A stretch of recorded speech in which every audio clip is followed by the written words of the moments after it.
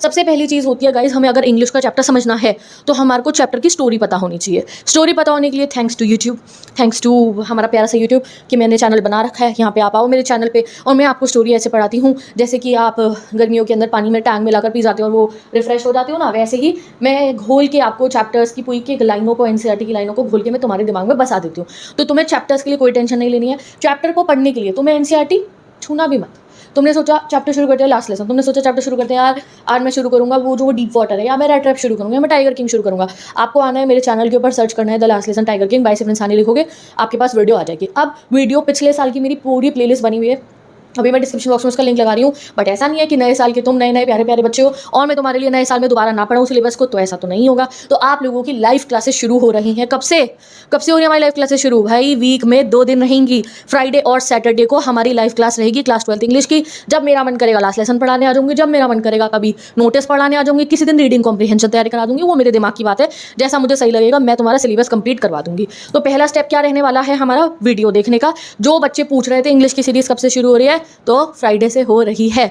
तो फ्राइडे से हमारी सीरीज शुरू हो जाएगी। तो फ्राइडे सैटरडे आपको रखना है अपना इंग्लिश के लिए, ठीक है। तो पहली चीज हमारी कवर हो गई। पहली चीज मैंने आपको कह दिया कि ठीक है, बुक की बात मैंने आपको बता दी है। मेरे को सबसे जरूरी बात बतानी थी क्योंकि कुछ स्टूडेंट ने कहा था कि दीदी हमें बुक थोड़ी एक्सपेंसिव लग रही है, तो भाई आप लोगों के लिए डिस्काउंट मैंने करवा दिया है, इट्स 30% ऑफ। तो लिंक लगाया है, बुक आपने इफ़ यू वांट, तुम्हें चाहिए अगर study material, you needed it, कि तुम्हें ज़रूरत होती है तो आप तब लेना बुक को, ठीक है। फिर पहली चीज़ ये बात बता दी मैंने। दूसरी चीज़ चैप्टर पढ़ना कैसे, उसके लिए वीडियो आ रही है हर फ्राइडे को और हर सैटरडे को शाम को 7 बजे जो है आप लोगों को मैं लाइव क्लास पढ़ाने आऊँगी, वहाँ से आपको चैप्टर पढ़ लेना है। अब ये नहीं है कि हर बच्चा फ्राइडे सैटरडे को पढ़ पाएगा, हो सकता है तुम्हें टाइम नहीं मिला तो वीडियो वहीं रहेगी, आपको जब टाइम मिले आप पढ़ सकते हो। और स्पेशली मैं कहूँगी सैटरडे को पढ़ लेना। सैटरडे को जैसे हम लोग वो बना देना कि सैटरडे स्टडी नाइट, तो सैटरडे को आपको क्या करना है, आराम से बैठना है, मेरे चैनल पर आना है, 2 चैप्टर डिसाइड कर इंग्लिश के उन्हें पढ़ लिया, फिर एक बार एनसीईआरटी देखिए और जो मेरी बुक है उसमें से अगर आपने बुक खरीदी है तो क्वेश्चन आंसर्स को लगा लिया। This will be our simple format. तो सबसे पहला टास्क है वीडियो को देखना। अब वीडियो को देखने के बाद आपको क्या करना होता है, अगर आपको इंग्लिश अच्छे से पढ़नी है, अब एनसीईआरटी से एक बार पढ़ना है। हाँ, मैंने बुक लॉन्च कर दिया, इसका मतलब ये नहीं है मैं आपको बहुत अच्छे से पढ़ाती हूँ। मैं ये नहीं कहूँगी कि आप